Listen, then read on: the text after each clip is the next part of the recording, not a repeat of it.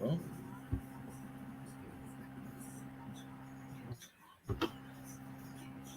let a few fans get in here before we get started. Can you see everything on your screen well?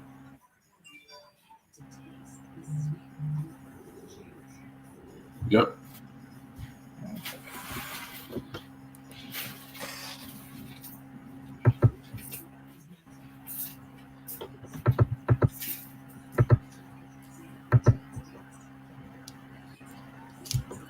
Here we go. It's starting to come in.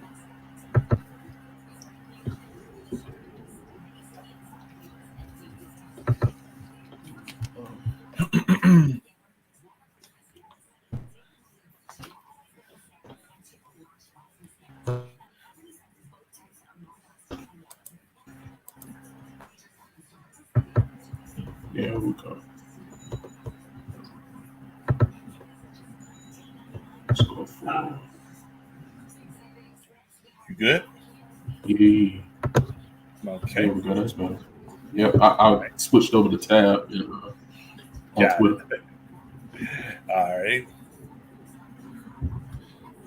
And good evening, Panther fans. Welcome to another edition of the Four Man Rush. I'm your main man, Kevin Avery, aka 4MR underscore Country Kev. Got my partner, as always, riding with me tonight, Jadaris McCoy, aka Panthers Den. Coming to you guys in a much better state as far as knowing who's going to be coaching the Carolina Panthers on all levels. Just a couple hours ago, the last position was filled for the tight end coach. So all positions under Coach Frank Reich staff has now been completed, and we just wanted to come on and discuss and break down each one of these coaches, a little bit about their background, what type of schemes they use, experience, how we feel like they can help improve the players here. As you all know, there were six separate press conferences this week. Tuesday was Frank Wright and Jim Caldwell on Tuesday. Uh, Yesterday, on Wednesday, it was defensive coordinator uh, Ichiro Evero and Dom Capers. And today it was offensive coordinator Thomas Brown and running back coach, assistant head coach Duke Staley. So definitely wanted to make sure that we brought understanding of what it is that while we're excited about this coaching staff, why you should be excited about this coaching staff, and to definitely let you fans know that um, whoever's on the roster, they're going to be getting one of the best summer coaching staffs around the NFL. So something that we've definitely needed on all levels, and I feel like so far it's looking very promising, very encouraging here. So as you know, as you look at the chart, and by the way, want to give a special shout out to Panthers Nation podcast. Um, our boys Shad and Doug. That's Shad and Doug, right? Dave. Dave, I'm bad. Forgive me, Dave, if you listen. Shad and Dave, we are borrowing their chart because they've been on it as far as filling up the position of the coaches as they got hired. Definitely, if you're not following them, uh, they put out great work, great podcasts as well. Uh, Many of y'all already know them, PNP Panther Nation podcast.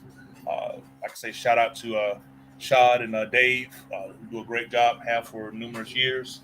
So hope you guys don't mind. I'll get JD to send y'all the copyright money for using this for using y'all pick. Yeah, we'll catch up. We'll pay. Hey, them taxes hit today, bro. You know you got it. Yes, sir. All right. So, as you all know, everything starts at the top with Coach Frank Reich, and pretty much everybody knows the first quarterback in Panthers history, through the first touchdown pass in Panthers history in 1995. Um, went on and took various other coaching positions. Started out with the Colts, um, and the Chargers, with the Eagles, came back to the Colts, and now is the head coach for the for the Carolina Panthers. So as we jump into this here, we're going to go on the offensive side here. So after Coach Reich, we got senior offensive assistant Jim Caldwell. Jim Caldwell's been in the league almost 40 years, if I'm not mistaken. Has coached on the highest level, has had a lot of success, has helped coach and develop some of the best talent in the NFL, including Peyton Manning with the Colts. Um, and he definitely was on Tony Dungy's staff when Tony Dungy was the head coach um, in Indianapolis. Uh, just a wealth of knowledge, and I'm definitely excited that he's going to be having insight and giving his 2 cents on what he can do to help the offensive side of the football here. Um, JD, kick it over to you here. So, um, when you think of Jim Caldwell and his background, uh, what do you see it as a benefit for the Panthers?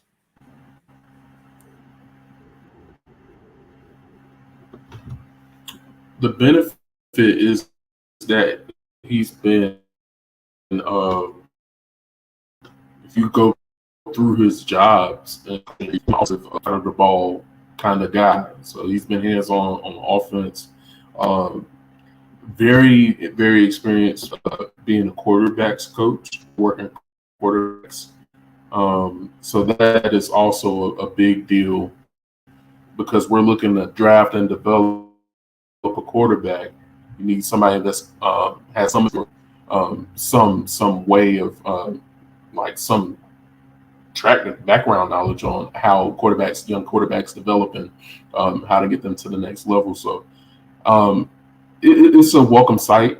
I feel a lot better about um, the staff from the top end perspective as far as head coaching goes with a Jim Caldwell because he's so experienced and he's kind of seen the league grow and develop because the NFL is always changing. There's always new concepts that other teams are starting to come in on, and it's always a new fold that another team uses really well, and then the rest of the league sees it and starts to pick off of that. So I feel a ton better about the offensive side of the ball now that we have, we'll say, an off-minded head coach and the experience of a Jim Caldwell to help us get around that side of the ball because we need it sorely.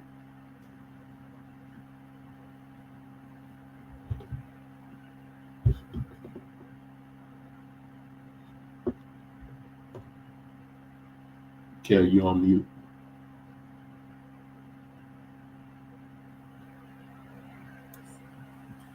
Yeah, and just to go over the background a little bit of the experience of Jim Caldwell, just hit a few highlights here.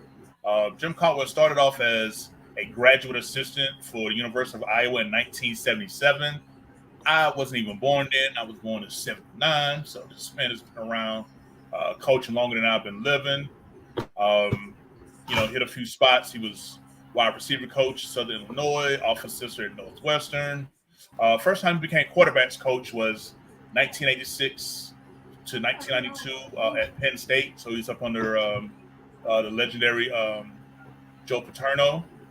Uh, and with it being Black History Month, I got no problem bragging about this. He was the first ever black head coach in the ACC when he was the head coach of Wake Forest from 1993 to 2000. So, want to make sure that's mentioned. 2001, he was the quarterbacks coach for the Tampa Bay Bucks. And from 2002 to 2008, he was assistant head coach and quarterbacks coach for the Indianapolis Colts.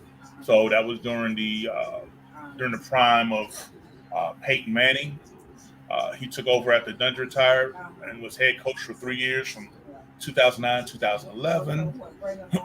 Then after that, 2012, quarterback coach for the Ravens. Um, 2013, he then became offense coordinator for the Ravens. Then he got hired as the head coach for the Lions from 2014 to 2017. Miami Dolphins quarterback coach and assistant head coach in 2019.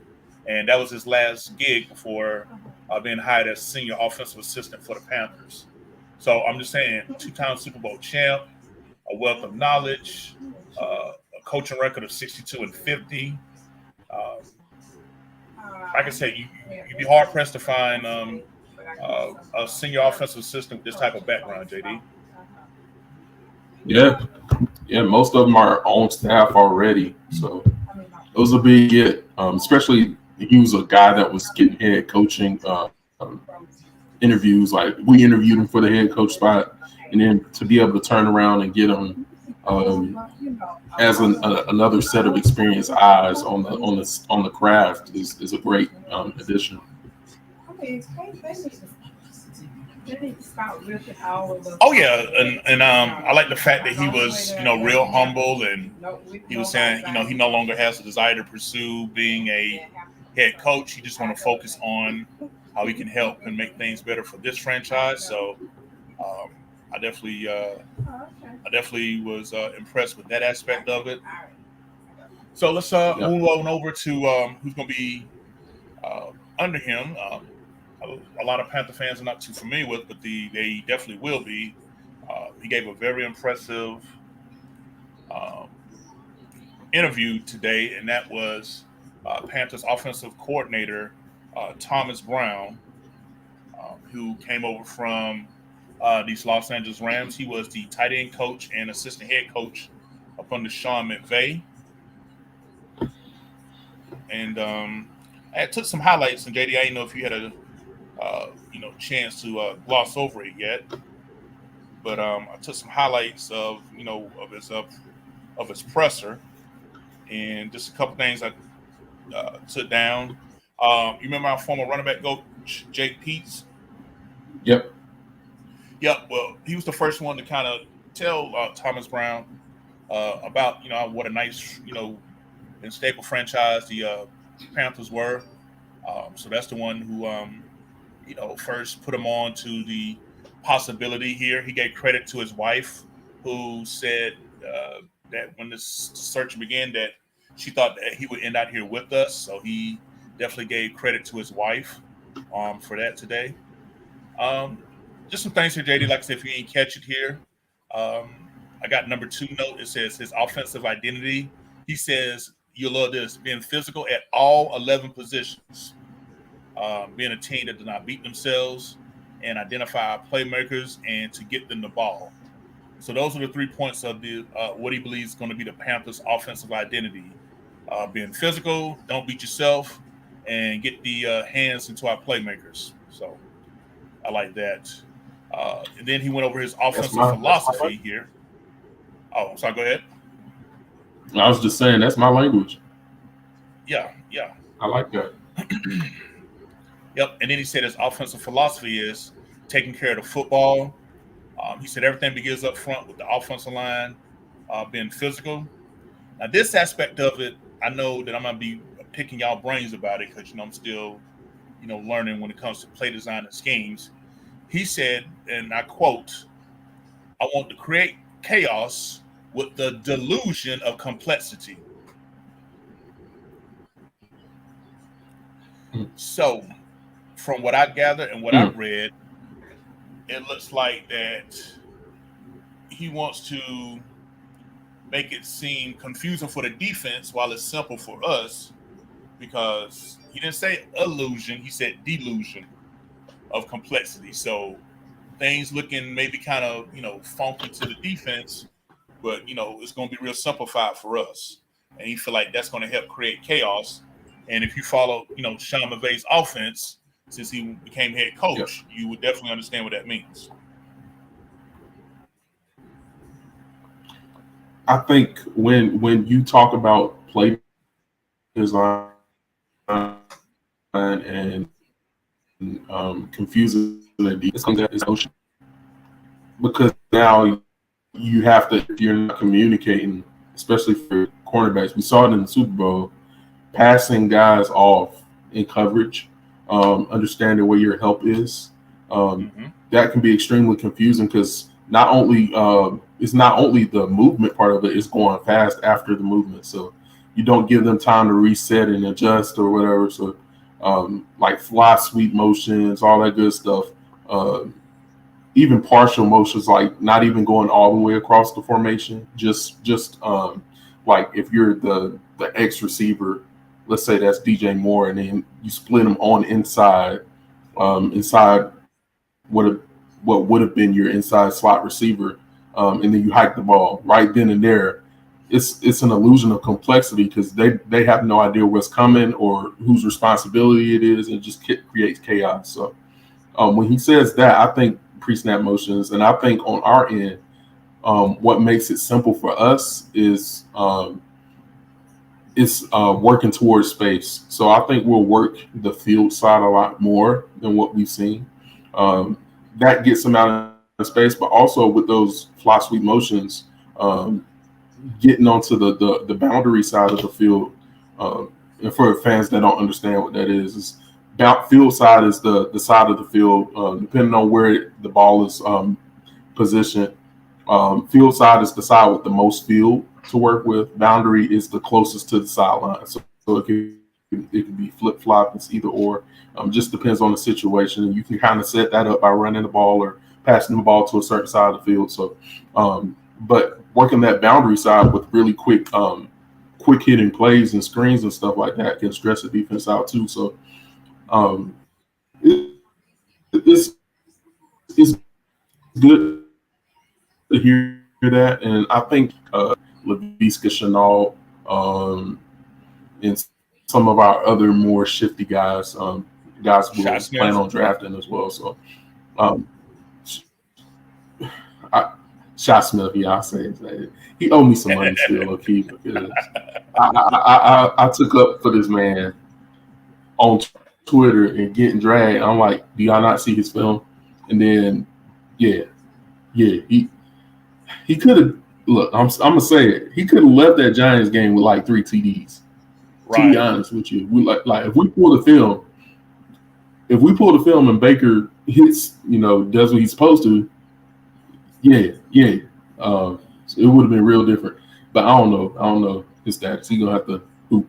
But yeah, it's like we got some speed and weapons out there, so it'll be interesting to see how he does it. And I would love to see Frank Reich and Jim Caldwell kind of spin on that because Thomas Brown is a younger guy, a younger coach, and he's more into what the game is modernized. But you can mix the old with the new and come up with something that, again, stresses out defenses. So, like Frank Reich and Jim Caldwell, will be like, okay, I see you want this in the play, but let's tweak it and be able to play action off of that or do something like that's a little bit more not the norm of like the modern league. So the mix, I would say overall, like on the offensive side of the ball so far that we've covered, the mix of old and new is very interesting. On the see how play calling. Oh yeah, definitely. It sounded like you was reading my mind here because the next note I was going to read to you uh, that Brown said. He said he wants to use. He's going to be the Panthers offense will be using various of shifts, motions, and tempo to create chaos for the defense. So he said that's how he's going to do it. So definitely something that we're not used to seeing around here. That he's definitely going to use. Of course, he's going to get a quarterback question, and I like the way he diverted, saying they haven't had a chance to do a full evaluation, put things together. But he did say that for his offense, immediately he wants a quarterback that has mental toughness and leadership. Those are the top two qualities uh, that he says he's looking for when it comes to a quarterback. A couple more points here. He said he enjoys using 11, 12, and 13 personnel groupings. He mentioned that with his different backgrounds that he stopped at here. So that's 3 wide, 11 personnel, uh, 2 tight ends, 2 wide receivers, 1 back for 12, and then of course, my personal favorite, that 13.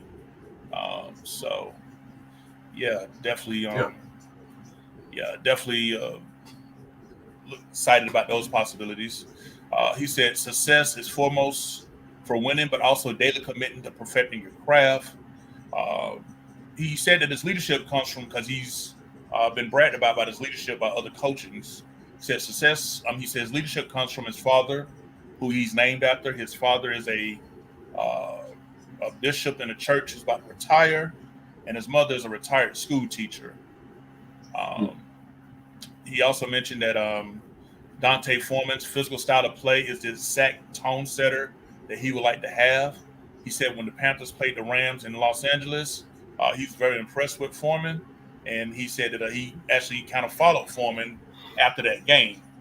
So the fact that Foreman is not signed but has been mentioned twice by Coach Frank Reich and now offense coordinator uh, Thomas Brown, I safe to say they're going to make a deal to bring Foreman back. I must say.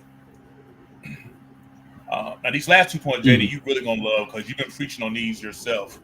Uh, Coach Brown said that he was asked about how to improve in the red zone, and he said that his red zone schemes.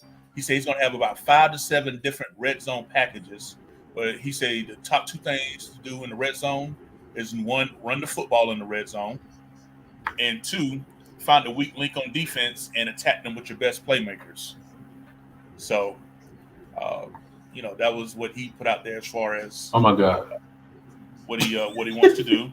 Hold on, I'm gonna let you come in all this, and I just want to get this last one in so I can be done with the comments. And but this is one of my favorites too.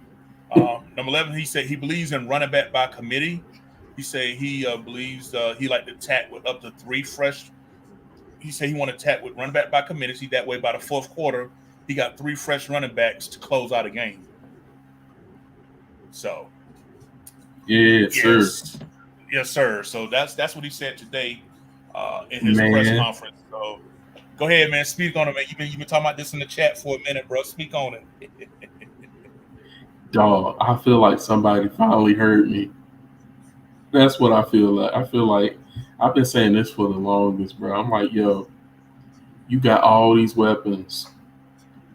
You mean to tell me we would rather line DJ up against their best receiver, their best defender, their top corner in the red zone, instead of splitting him inside and having them go against their third best, or maybe not their very best corner, because most corners not following the top receiver like that anymore. It's just not realistic. So like reversing, those guys would follow and have guys on the island or always follow the guys on the other side of the field if they flip the field. Some guys go inside with the guy. That's just not common. Doesn't happen a lot. So, man, running back by committee, though, it's like he alluded to having a 3 deep room. In my head, I immediately jumped to, okay, Foreman is a free agent, so it's highly likely, because this is not the first time he's been spoken highly of in an interview by one of the coaching staff. Right. So he's probably coming back. I'm really starting to think, Kev, and you can speak to this a little more because you watch South Carolina football closely, bruh. Deuce Staley and Bijan Robinson. You see what I'm saying? If at pick 39, at pick 40, if Bijan Robinson is sitting on the board, look, Frank Reich and Scott Fitterer and Samir gonna have Deuce Staley knocking down their door. He gonna be flipping tables. Forget banging on tables. He gonna be flipping tables to get Bijan Robinson.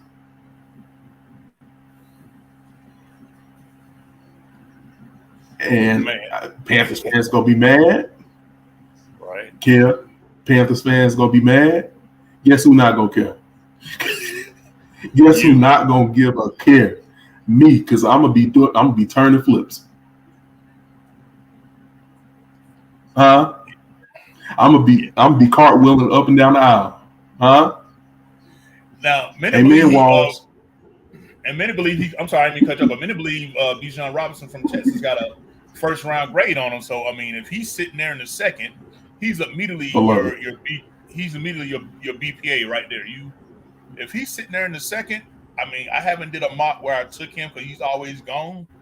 But bruh, Yep. you know me. I was mentioning him early in the chat September when Texas played Alabama, and I'm like, who taking Saban's boy to school like this, bro? I mean, and it wasn't just running the ball; he was catching, he was blocking. I mean, he was, Christian McCaffrey brown skin, bro. I mean, Yeah. I mean, it was just crazy. So, And to be honest with you, dog, Bijan if is we can him, get our bro. quarterback at 9, if we get our quarterback at 9 without touching these second round picks, bruh, it's gonna be interesting Yep. on day 2. That's all I'm gonna Yep. tell you. Yep. Scott said it was going to be a more tantalizing draft. I can't think of nothing more tantalizing than getting a Bijan Robinson at pick 39-40. Yeah. The general manager used to wear, and I quote, a sexy draft. So Yeah. that's, you can't get no more sexy than that. You know what I'm saying? That says tank tops and boy shorts all day, bro. Oh my god! And even if it's not beyond, Right. it's several guys in this class that have that tough running skill set. So Right. I would What's not his be name out of Alabama? surprised to see What's that one out of Alabama you like? Gibbs? Gibbs. Yeah. Yeah. Could be Gibbs, Chardonnay from UCLA, Kendre Miller from TCU, a later guy. It's so many guys. I even take a Kenny McIntosh from Georgia. You know what I'm Day saying? 3. Throw him in What? this room. Come on. Yep. Yeah. Throw him in this room with Foreman. Throw him in the room with Chuba. You know what And I'm saying? Let Blackshear. Blackshear still be. Let Blackshear be that fourth guy, change of pace guy. Man, it could get dangerous. Man. And we'll get the deuce here. We'll get the deuce here in just a moment here for you. But let me just go ahead and catch up our fans with these comments here. I always want to make sure we show them some love. Katie Russell says, "What up, Kev? I'm stoked about the direction we're headed in." He also gives you a shout out. He said, "JD, what up, family?" What up, Katie? What up, fam? All right. That's the bro. Right. Next up, William Teeter Jr. He says, "I love the fact that Wright said he would call plays initially. Then down the road, Thomas Brown will take over. This is big because he has continued to coach and mentor his coaches." I totally agree.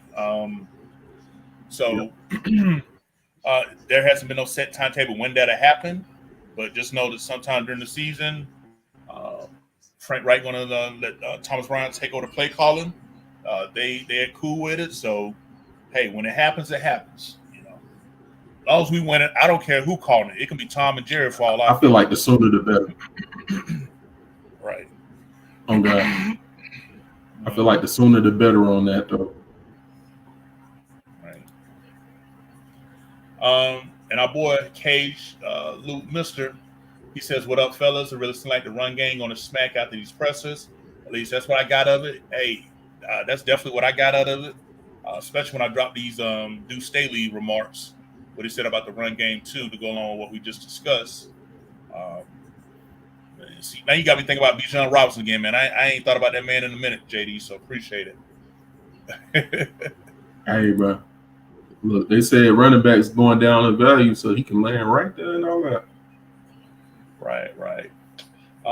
William Teeter Jr. again says, "Will Deuce bring the pickle juice to the sidelines for the first few hot games in September? I'm not a fan of pickles or the juice, so I hope not. But hey, whatever works." Got Josh. I really like what's been happening this offseason. I'm getting a Foreman jersey as soon as he signs. Hey, I'm with that. Let him get a 2-3 year deal. Yeah, I might slide one on Foreman jerseys on too. Shoot, for real. I would. All right. Our buddy Zach Jose says his whole coaching staff is going to be a problem for the NFC for a while, and I'm here for it. It just needs to get Bozeman signed ASAP. Oh, JD, I didn't know if you saw it. What's the nickname they got for Bozeman? The White something. When last time you was on Twitter? It's been like a solid 2 weeks. Bruh, you taking these sabbaticals, man. Yeah, it was gone. Let me look it up real quick here. The White Rhino. Yeah, that's it. I'm like, what? What? The White Rhino is apparently the nickname on Twitter given to Bradley Bozeman. So, hey. As long as he blocked like he did last year, he look. I Right. don't care Be what we what, call him. right. Be whatever. It says get more playmakers Be forever on whatever you want to defense. be. Yeah, I would love the Panthers to add. You know what? I'm gonna stop calling him AR-15 because he mentioned that because all the gun violence that's going on, he prefers people not to refer to him as that. So we're gonna go ahead and call him by his name, Anthony Richardson. Here, just to let you guys know. Appreciate him providing that clarity, and I don't blame him. So, but he says I would love to add for the Panthers to add Anthony Richardson at quarterback and Darnell Washington at tight end for offense coordinator Brown and head coach Reich. Um, hey man, hey JD, how about our first three picks? Anthony Richardson at number 9, Bijan Robinson Yeah. at number 39, and then grab Darnell Washington Mm-hmm. with pick 62, 61. Work with We win. it. We won the draft. We Now won you, the now you draft. talking now you talking about an Ain't nothing offensive else to do. facelift. Hey, you talking about an offensive facelift now. Come on now. Send to the end. Come on, Matt and play. Send to the end. Send to the end. Right, Let right. let the computer draft the rest. Carolina Pride says, "Wouldn't be surprised if we trade back in the first. We get him either. Bijan Robinson is the truth. Hey, with Federer, anything's possible. We don't see them trade. I don't think we see them trade up yet. We see them trade back. So we'll see what he do. Then we got Troy Evans here. What do y'all think the Panthers should do at the quarterback position?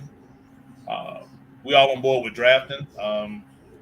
Maybe, saying a journeyman, that's familiar with the system. I think we agree with Jacoby Brissett would be the most likely option, JD. Yep. That's my opinion. Yes. Yeah, so, sign Jacoby Brissett for the bridge quarterback role. Now, I may be the long one here. I still want to keep PJ Walker on for the bridge quarterback role, but that's just me because I know that's only going to cost us $2 million because he's a restricted free agent. But that's just me. Duke Staley had that game against the Cowboys back in 2000 where he ran for like 150 yards and he was hydrating with pickle juice. Okay, that's where that story comes from. Got it. And Brandon Amos clarifying the rhino part about Bozeman, the white rhino. Yeah, so appreciate you fans dropping your comments in. We want to make sure we let you guys know we appreciate it. Show love to you. But get back to this coaching tree here. So overall, JD, I'm excited about Thomas Brown and what he is going to be. Just based on his words today, it just got me really excited for them to get the evaluation process going on. I believe the NFL Combine starts this upcoming week, right? Yep, that's right. Yep, this upcoming week, the end of February, beginning of March. Yeah, so I expect this new coaching staff to travel en masse up to Indianapolis to check that out. Most of them say they're still getting settled, looking for places to move into in Charlotte. So, but he did mention Coach Brown. Thomas Brown, that he's got family in Georgia. He was going to drive down to see his parents this weekend. He mentioned they were about 4.5 hours away. It seems like a lot for a lot of these coaches moving here is going to allow them to have close access to family. So that's a good thing. All right. So the other person I interviewed today was, and his name been brought up already, Duke Staley. Bruh, JD, you got to go back and watch his presser, man. He had about a minute and a half exchange where he was being petty with David Newton. Bruh. Oh, Lord. Nah, I got to watch that. That's going in the queue. That's going in the queue. Bruh, because I think David had asked him something about has he moved in? Has he got settled in? He's like, nah, I still need help moving. You gonna help me? like that. And then it just went from there. And he was like, well, shoot, I know who you are. You got that old money. Let me get that card up off for you. You know what I'm saying? I mean, he just like the type of questions David Newton answering. It's just like he's like, Duke Staley kept saying, no, I know you. I'm ready for you. And he was having fun with him, but if you know Petty, you recognize Petty. Yeah. Yeah, so that's definitely a must go back and watch because it's about a minute and 30-second exchange with him where he just going at David Newton, man. It was too funny. Too funny. I gotta see it, man. I gotta see it. Right. But now as far as let's see. Yeah, so Coach Deuce, running backs coach, assistant head coach here, Deuce Staley. For you Gamecock fans or just anyone that knows ball in the Carolinas, as you know, he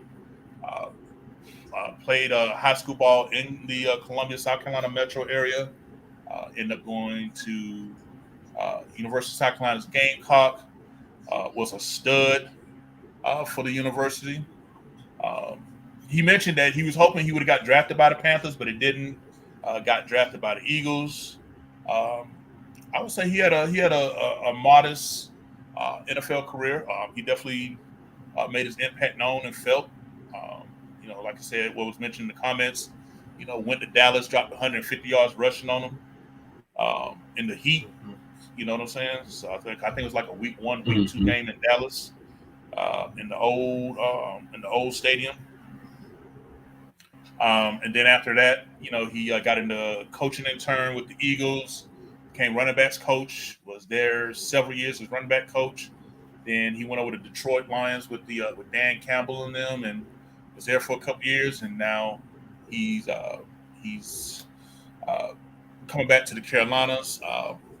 Obviously it was made known about. He mentioned that he definitely want to be close to his mom, we wish her well with whatever is going on. Not going to speculate, but us believers, we know the man upstairs got it covered. So definitely want to wish her much good health and recovery, with whatever she's dealing with. But hey, his presser, like I said, beside that, I mean, he was just entertaining and overall. Here's some of the notes I had about him, JD. One of the first things that Deuce Staley mentioned was, okay, why did it just go away like that? Hold on. Okay, I think my thumb just scrolled down. Okay, here it is. He mentioned that his relationship with Coach Reich in Philadelphia when they won the championship and being close to his mom is what appealed to him most about coming to Carolina. He said exactly what Coach Brown had mentioned. He said he's a strong believer in using 3 running backs to keep balance and fresh legs. He was stating that with all the responsibilities of a running back, he said if you're running the ball correctly, you're going to get a lot of contact. So why put all of that on one player? He's like, spread that mess around for 3, and everybody's fresh in the fourth quarter to put the game away. So I'm with that. He said he believes in always creating competition in things in and outside of football for the players. He feels like that if you constantly in a competitive state, he believes that's a good thing. That's another favorite part of this presser.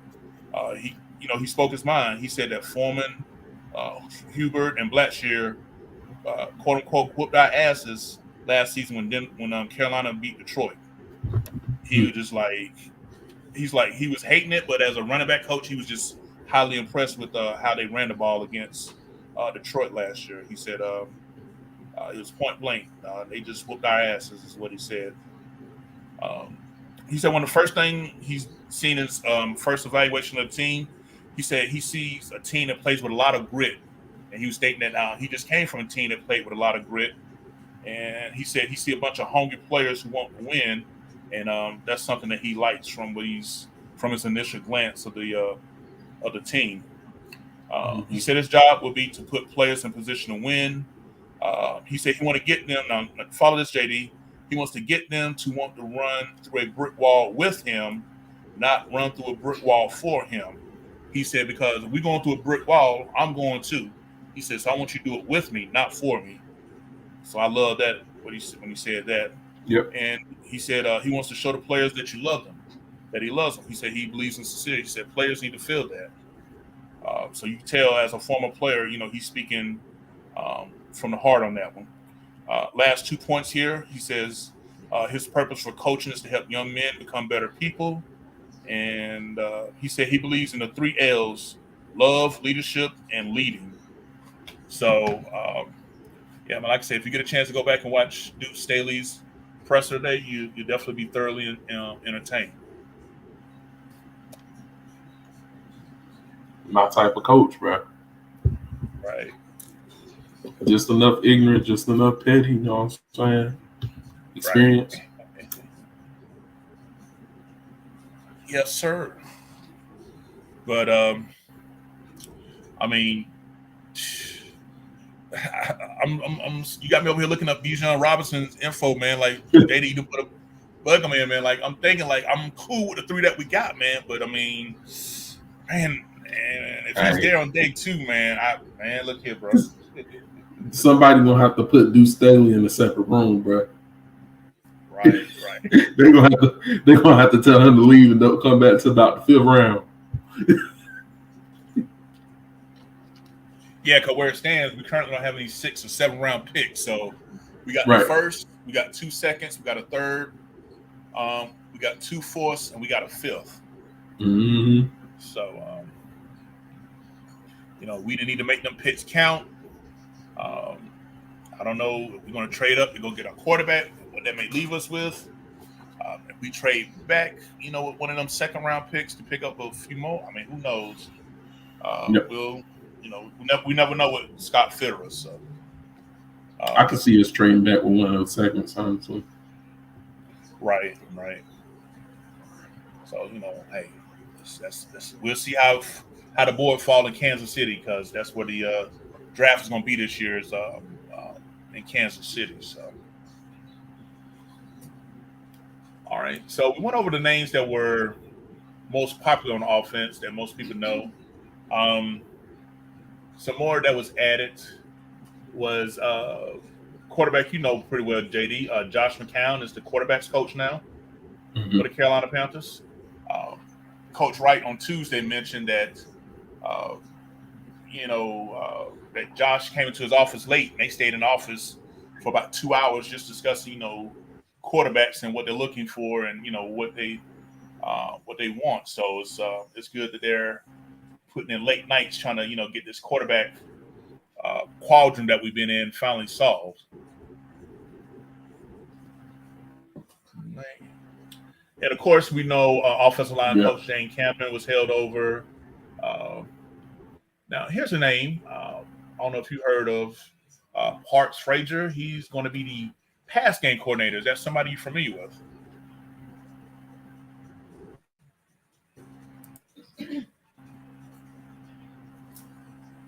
Hey, I was breaking up. Can you repeat that? I was saying we hired Parks Frazier as the pass game coordinator.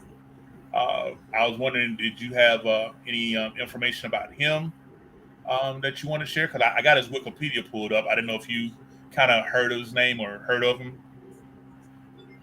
All I know about him is that he was also in Indy with Reich. That's all I know. Yeah, definitely. He's young. He's 31. He's from Mississippi. He went to college at Murray State. Basically, his background: 2015, he was defensive quality control for Sanford and Middle Tennessee State. Then he went to Arkansas State as a graduate assistant, 2016, 2017. Then he joined the Colts. He was an assistant to the head coach, offensive quality control, assistant quarterbacks coach, interim offensive coordinator. So from 2018 to 2022, this was the time he was with Frank Reich in different capacities here. So, so yeah. And a nice little note, Carolyn Cann, right, the reporter for the Panthers? Yep. That's his wife. Really? Yep. And guess who married them? Who? Coach Reich, because he got his. Oh yeah, because he did. He was a pastor. Yeah, that's what he. Yeah, after he retired, he came back here to Charlotte to get his pastor's degree or whatever and be ordained and all that good stuff. But yeah, so man, That's wild. wow, right, exactly. Dang. Yeah, I man. wonder So what that's gonna be Carolina doing now. yeah. So that's talk about a Carolina connection on that one. Um, so yeah, so Parks Frazier is the pass game coordinator. Um, let's see, this other guy here. Uh, Looked like assistant offensive line coach Robert Kugler um, is his name. I'm still learning about him now. Mhm. Uh, Somebody you might be familiar with a little more, JD. Sean Jefferson, our wide receiver coach. His son is Van Jefferson, who played at Mhm. Florida. That we scouted out a lot, and currently with the Rams. Uh-uh. Quit playing. For real? Yes, sir. That's his son. I was a Van Jefferson stan. Yeah, I was a Van Jefferson stan, bro. I was, yeah. Yeah, yeah, I was too. Best route running in that class. Yeah, he was like that. Yes, That look, he sir. got me a little excited because he gonna get his hands on Sean Smith. I like Hey. that. I like that. I like that a lot. Yeah. So, like I said, man, coaching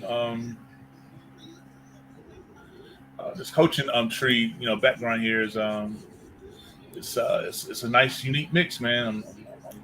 I'm trying not to be overly excited, but man, I can't help it. Yeah, especially where we came from. Woo. Mighty long way, boy. I tell you. Yeah. Yep. And then the tight ends coach, uh, still getting information on him. I'm going to have to come back through and follow up with him here. But like I said, he was just hired a few hours ago today. I think I had put it in our chat here. Let me see if I can pull up his name real quick. John Lilly. Yep. So it looks like him and offense coordinator Thomas Brown worked together for a long time while they was at the University of Georgia. So again, Mm-hmm. good connection, knowledge, and reputation of working well together. So that's definitely a good thing. Yep. Mm-hmm. Both of them got experience coaching tight ends. Yep. So the skill position on our team that we think by far needs the most, how can we put it, production.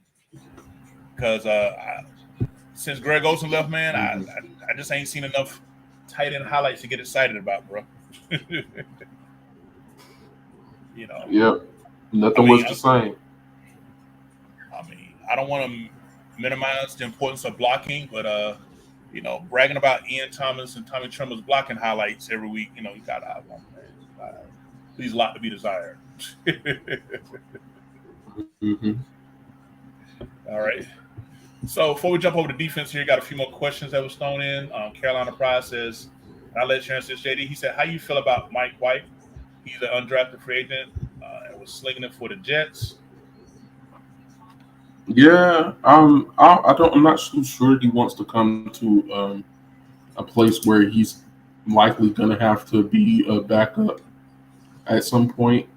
I think he feels like he's earned the right to duke it out for the starting job for real, and we just can't guarantee we can't guarantee that with us pretty much being pigeonholed to draft quarterback as we should be, and the cost for it as well. I'm not too sure. So for me, it's Jacoby Brissett, and then my second option is PJ Walker just for cost. Right. Okay. And Josh says, I'm thinking any vet backup quarterback would be good. My hope is that we start whoever we draft. Um,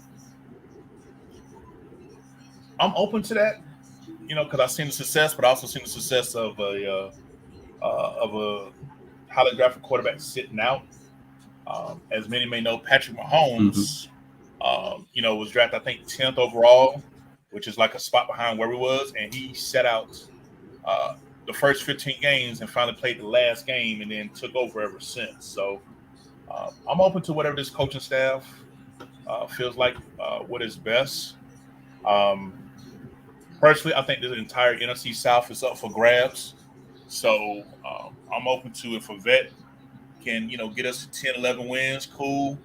If y'all think throwing a rookie in with lots of talent and, good coaching to help us, cool. Like, I'm just keeping an open mind about this whole quarterback thing for 2023.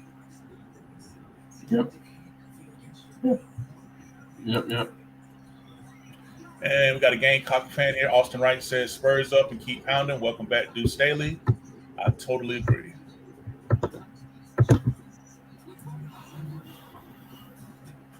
All right. So now let's jump over to the defensive side here, JD, real quickly here. Uh,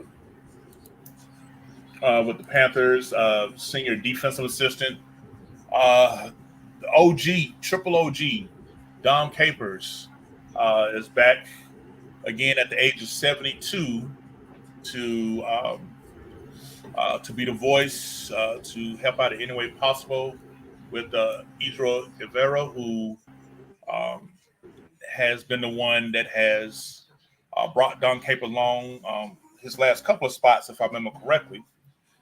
Um, uh, JD, you was a peewee when Dom was walking the sidelines of Charlotte with Bank of America. I think he was here the first 4 years, from like I think it was '95 to '98. Uh, you know, a Mm-hmm. godfather of the 3-4. He came from the Pittsburgh Steelers. Uh, he was their defensive coordinator when he took over as the first ever head coach for the Carolina Panthers. Uh, he has the respect of a lot of people around the league. He seems to be in great shape, both physically and mentally. It was asked if he still does the treadmill routine that he did when he was still in Charlotte. He told Joe Person, "Yep, I still do it every morning." So, shout out to 72-year-old men that jump on the treadmill at 5 o'clock in the morning. Built But different. Could not. right, right, and with Don Capers, his relationship with Evero actually started in 2016 in Green Bay. That's where they first linked up at.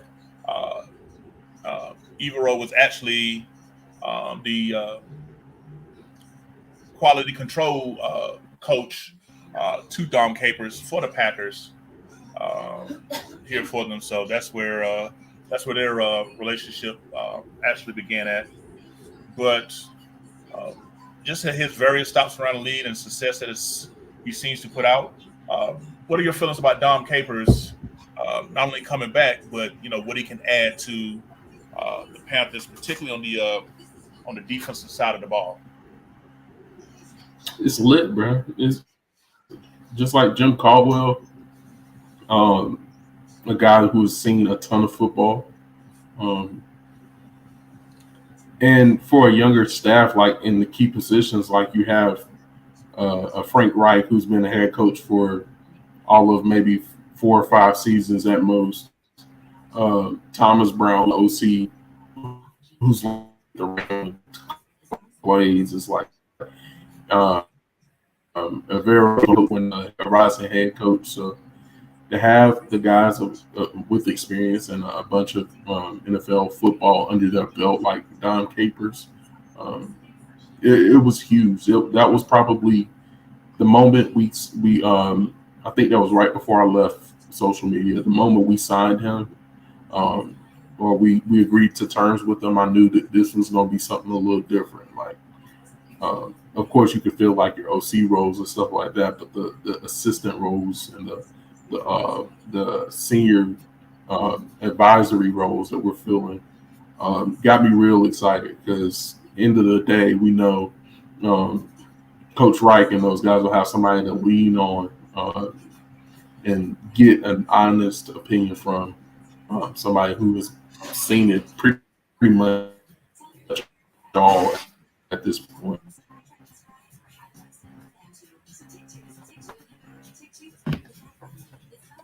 Yeah, it's definitely not anything that Dom Capers have not seen and has planned for, uh, throughout his career. So um, again, I think that his presence is going to be tremendous. This actually be Evero's um, second full year as a defense coordinator. Last year in Denver was his first year. Thank you. Mm-hmm. Um, yeah, I'm just excited to see him to get groomed. Really, Yeah. uh, into the role. He seems to have a lot of passion and fire and energy with him as well. Um, and like I said, he was gone, so I'm actually pulling up his notes from his presser from Wednesday. Take a quick look here.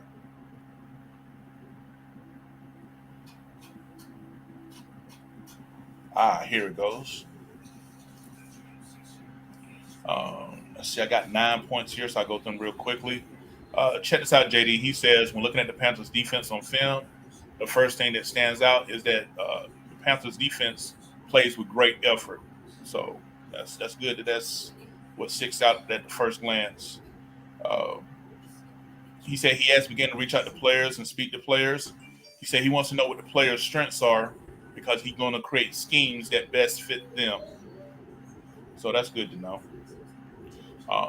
Far as Mm-hmm. who has influenced him, he mentioned Monty Kiffin, Wade Phillips, Vic Fangio, and Don Caper, all his coaching mentors that has helped shape his defensive philosophy. So I was like, okay, that's it. I mean, what? That's like what the Mount. You could say that's the Mount Rushmore of defense coordinators. Yeah. you know, Pretty much. hey, so great ones to choose from. He mentioned that offense coordinator Thomas Brown is a leader and demands respect and has earned it. Say he had fun going against him in Rams practices. So yeah, Evero and Brown were in on the same team together out there in Los Angeles. So that's where he's making mention Mm. of that here. So yeah, that definitely had to be fun. He says our defense identity. Again, you'll love this, JD. Playing physical is number one. Playing with great Yep. effort is number two, and he said fundamental tackling is number three. Oh my God. I've been screaming it for a long time. I'm like, how we yes need that. Mhm. And again, he went on to mention that he said that the Panthers' offensive line blocked his Denver defense better than anybody else last season. He said he was really impressed with the Panthers' line. So again, shout out to Coach James Campen and the players, the Carolina Panthers offensive line. I mean, it's multiple coaches that were other places last year that just seemed to brag and marvel at how well they did. So I think this was a game we posted about 250 on them on the ground if I'm not mistaken. Yep. It was Uh, a crazy game on yeah, the ground. yeah, definitely. That matter of fact, that was a game. Me and when Will that came up, we were sitting outside watching it. So Yep. all right, he says, check this out. This going to rub some people the wrong way because they already got him gone. He said he really liked Shaq Thompson on film. He said he would be the perfect fit as his three-down linebacker. Also, he sees Jeremy Chin as an effective chess piece that he's decided to coach here as well. So he definitely made mention that moving Jeremy Chin around to allow him to be matched up on ways that allow him to be successful is what needs to be done with him. So, as we already discussed, you know, pigeonholing him as just a safety or pigeonholing him as moving back to linebacker. That's not what it's going to be here under this defense. You probably going to see him at both, and like I said, uh, big nickel as well. So we'll definitely see once training camp comes up, the different ways Jeremy Chin is going to be used. But um, yeah, so he's definitely a fan of Shaq Thompson and Jeremy Chin. He definitely mentioned them by name. All Mm-hmm. right, last two I points like them. here. He said he prefers using a 3-4 defense because he said it makes the offense have to work and study on trying to figure out where that fourth rusher would be coming from for protection reasons. So he said Mm. that's why he's a fan of the 3-4 is that unknown. He said that slight hesitation or pause is all he needs, and he feels like that the 3-4 philosophy creates that because you got three down linemen, so it's going to be one of the outside linebackers, going to be one of the inside linebackers. Am I bringing a DB? You just don't know where that fourth rusher will come from. So he said that's why he likes that philosophy. And again, it's like they heard your prayers, JD. He mentioned the nickel cornerback spot for the Panthers. He said the nickel cornerback here must be able to play great coverage on wide receivers and also make plays against the running game equally as well. He said he must be uh, able to do both equally, both cover and tackle from the nickel spot.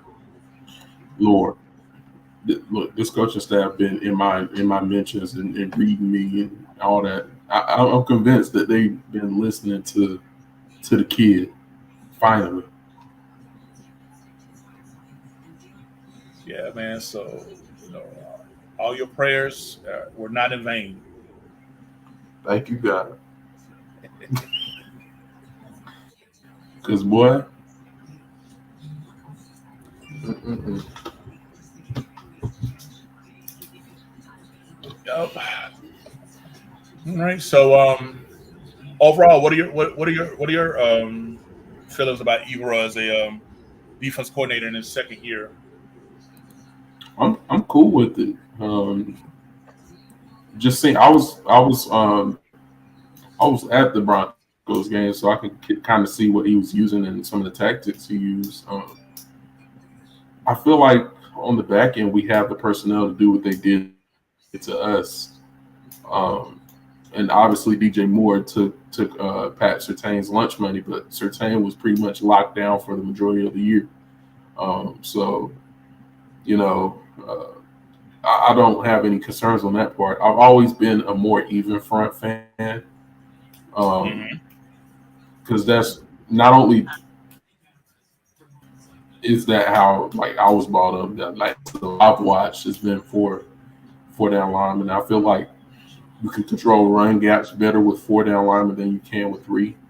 Um, and then you would need your linebackers in a 3-4 to be even better at containing and shedding blocks and disengaging. Whereas in a 4-3, your linebackers can kind of run and kind of react. Um, so I'm a fan of it. Honestly, I think we have some personnel that fit both. So the people on Twitter that's going crazy about us finally being a 3-4 is a little out of bounds, just because it's not gonna matter because we're gonna be multiple. Like we don't have the personnel to run strictly 3-4, and we shouldn't want to with the guys we have, honestly. So and then in sub packages, your 3-4 looks a lot like a 4-3 once you bring that extra cornerback in. So it's not really relevant, but I love the fact that we're going to be multiple still. I think I saw one of them mention that, and I think Evero does a good job of being aggressive as well. So we'll see. Yeah, one of the things that Coach Reich mentioned was that on defense, because he said you only play base 20% of the time, so you're going to be in sub packages 75, 80% of the time. And he said that our fronts will be multiple. He mentioned 30 front, 40 front, and even 50 front as well. So definitely expect to see some looks that either we've been hoping for and never saw, or that we've seen other teams use. So um, I'm definitely excited about that because I know that 50 front look from the Rams, is something I've seen them be highly effective with their three down linemen and two outside Mhm. linebackers, and used to definitely create a lot of chaos and havoc. So, Right. um, 'cause basically you're forcing all five offensive linemen to block somebody one on one. Hmm. Yep. So we'll see about that. All right. But as far as some names here, one of the first assistants that was hired was linebacker coach Peter Hansen. You have any information on him? I haven't heard anything about him. I'm not Okay. sure.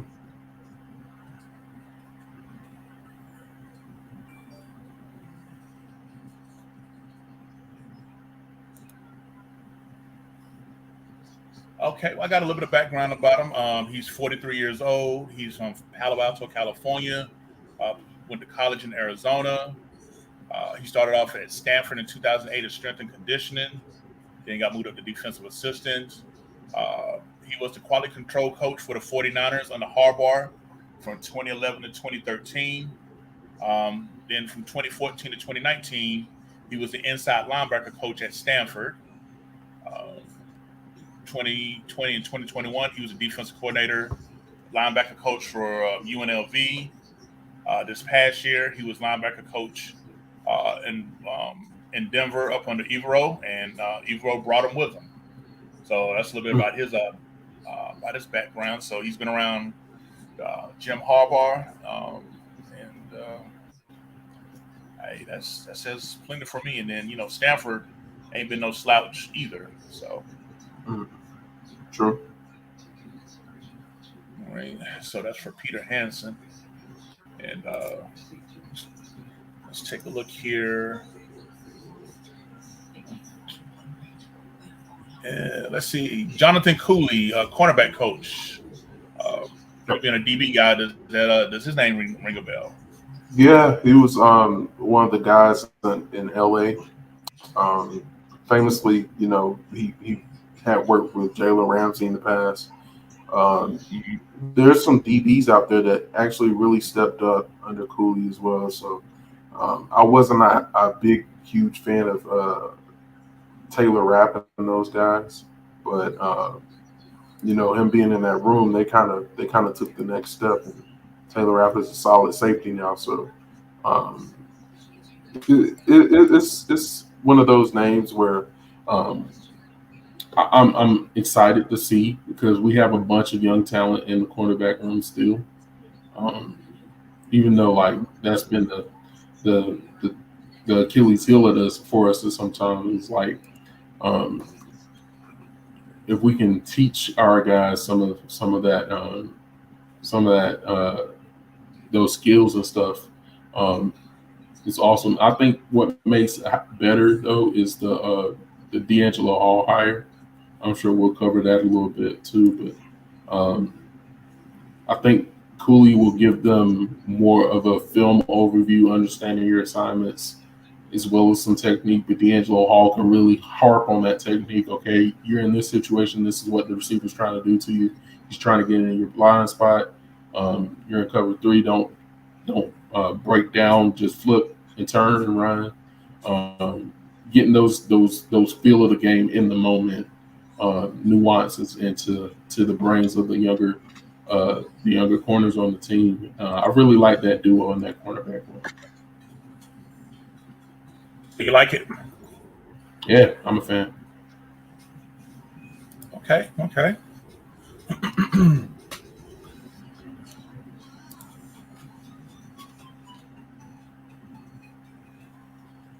All right, now someone else I wanted to mention real quickly was the he's going to be the outside linebacker coach for the Panthers. Is a guy by the name of Tim Lukabu. Quick background on him: he's 41. He's from the Democratic Republic of the Congo, so that's where he comes from. Started his career real quickly, 2006 and 7, director of player development at Rutgers. Then he became a linebackers coach at Rhode Island in 2008. Then left there and went to become outside linebacker coach at Rutgers, 2010, 2011. Then he finally joined the NFL with Tampa Bay in 2012, 2013 as a defensive assistant. Then he went back to college for a while. Colgate 2014, FIU 2015. Surprisingly, he coached defensive line at FIU, so that's a little change from linebacker to defensive line. Came back to the pros, was the defensive quality control coach for the 49ers in 2016 and 2017. Uh, Mississippi State 2018 linebacker coach. Cincinnati Bengals 2019 linebacker coach.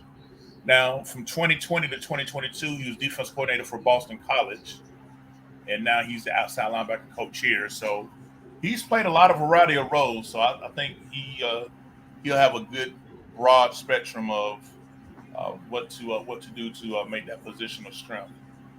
Mm-hmm. So just want to make sure um, provide some information on who he is. So that's the assistant, outside linebacker coach up under Peter Hansen. And you mentioned D'Angelo Hall. I mean, was drafted by the Falcons, but spent a majority of his career with the with the team formerly known as the Redskins, but the Washington Commanders now. Um, had that infamous incident with DeAndre Hopkins during training camp. Lord bless it. Woo! Yeah. He go tell JC, don't test that man. Right. Right. Anything additional about Hall you want to speak on? No, I kind of felt like they would add a former player into that room. I think if Wilkes would have stuck around, it would have been Josh Norman. Okay. Just for the former all pro. You know what I'm saying? The experience of doing it at a high level. Josh is a guy who watches a ton of film. It just made sense from that regard. D'Angelo, again, a guy who watches a ton of film, was an analyst before he came back. Did it at a high level, 3-time Pro Bowler, over 140 pass breakups for his career. So he's been around the block, faced a few of the greats at corner. I think he may still have the record for like most interceptions in a game. I think it's 4. I have to double check that. So a guy who, has been around the block. He gives me, if Peanut Tillman had came back as a coach instead of suiting up with us, I think 2015, that's the vibe I get. So I'm real excited because he's going to show some of the younger guys the trick of the trade, things to look for and stuff like that. So if I was the corners on the roster, I would be glued to that man hip. You know what I'm saying? What happened here? How can I get better here? When should I transition? You know what I'm saying? Like things like that. I would be in that man's face all day. Every day. Mm-hmm. He was no slouch as a player, but he was like that. Okay. In his prime. Got to throw the prime in there. Yeah. Now, I'm having trouble trying to find him while I was talking. If you know anything about him, feel free. Our safety coach, Bert Watts. Anything about him you're familiar with? Yeah, he's a guy who's jumped around. I think he may have coached at all levels, so high school on up to NFL, even internationally. He's been a coach. Former outside linebackers coach for Evero, I think last year. But it's been reported that a bunch of the league really respect him. So, if you're earning the respect of the league, you're doing something right.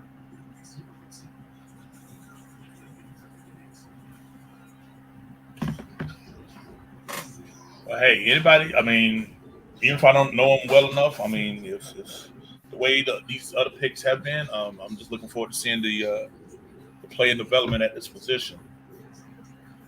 Yeah, he's only been a coach in the NFL for like 2 years, so that's probably why there's not a lot of track record on him.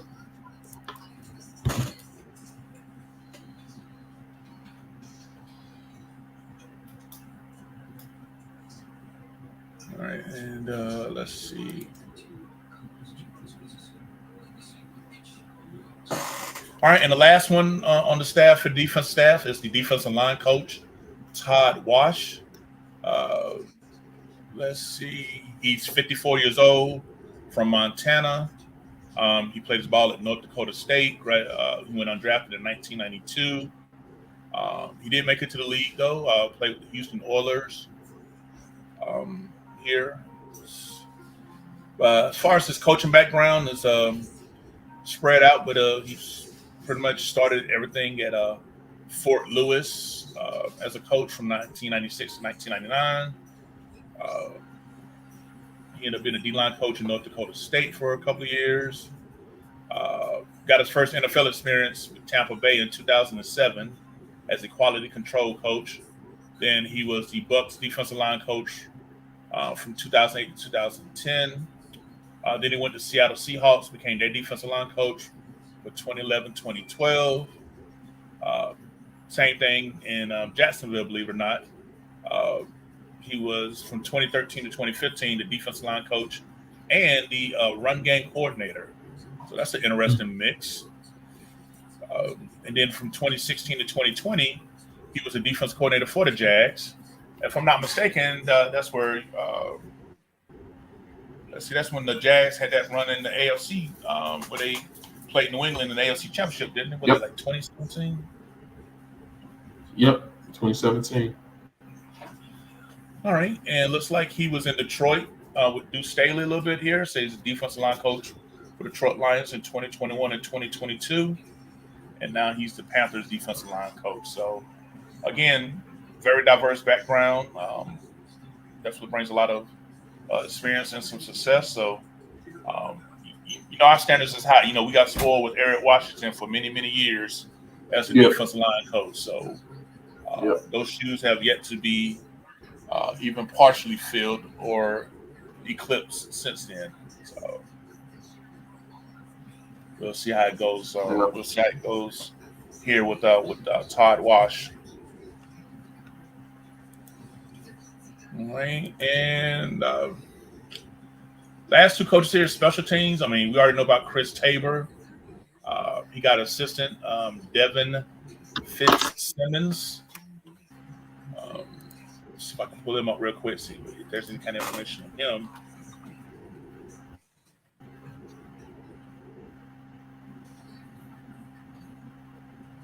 And the answer is no.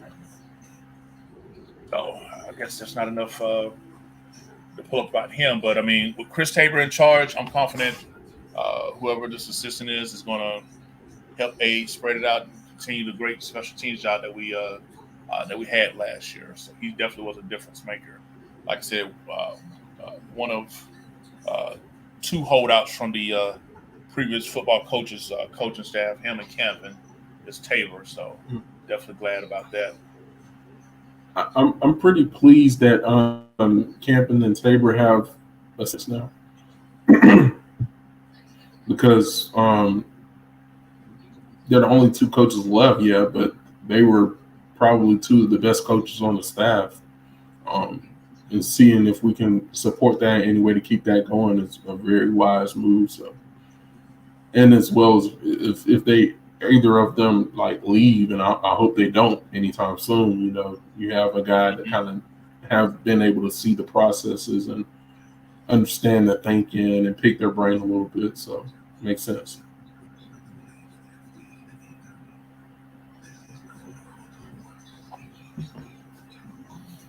Yeah. So we got a question here. I like you to always grab these type questions. It's from Harry Alicia. Hope I'm not mispronouncing it. He said, "What's the quarterback situation?" The quarterback situation is as follows. So if you close your eyes and imagine a dark room with a bunch of dust in it, and yeah, like it's just nothing there. that's where we at. We drafting a quarterback, so we're not gonna spend big money on a Derek Carr. You know what I'm saying? It doesn't make a ton of sense to go out and try to win a bidding war from Mike White. You know, uh, and again, we're not gonna get in no bidding war for Jacoby Brissett or anything like that, or even a Sam Darnold. Um, I feel like we're gonna try to minimize the cost there because there's so much experience on the coaching staff that have worked with quarterbacks. I feel like they're gonna draft a rookie or um, bring in a rookie guy with the Matt Corral and maybe with the PJ Walker or Jacoby Brissett and go from there. Even if they don't bring in a Jacoby Brissett, I feel like there's enough quarterback understanding and know-how on this roster to go PJ Walker, Matt Corral, rookie, and go from there. So it's going to be interesting to see, and it's definitely going to be the storyline of the off season for the like seventh off season in a row. Uh, I don't think Frank Reich and those guys are going to ignore and try to patchwork the quarterback position. Right. Yeah, we're just a few weeks away from the start of the new league year. Today is currently February 23rd. Like I said, NFL Combine is coming up. Then after that, Pro Days. But March 15th at 4 p.m. begins the new league year. And let's see, what day is that on? That's on a Wednesday at 4 p.m. So, yeah, if y'all want to put that on y'all calendars, a couple of days before, that's when you start hearing the rumors of who's going to sign, but it can't be official until, I guess they say that's the legal tampering period, the 2 days uh, before the actual league year start, JD. Ain't that what they call Yep. it? The legal tampering period? Okay. Yep. So,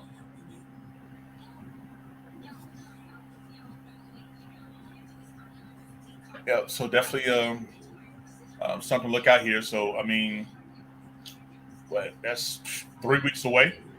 Mm-hmm. So, That just yeah, so definitely expect for the Panthers front office to, once the coaching staff uh, gets to complete their evaluation of who they want to keep and what they want to do, to start seeing salary cap moves made to increase um, maximize our salary cap situation. So we'll definitely make sure that when it happens, we'll make sure that we'll definitely bring it to you on our social media platforms, particularly on Twitter and on Facebook.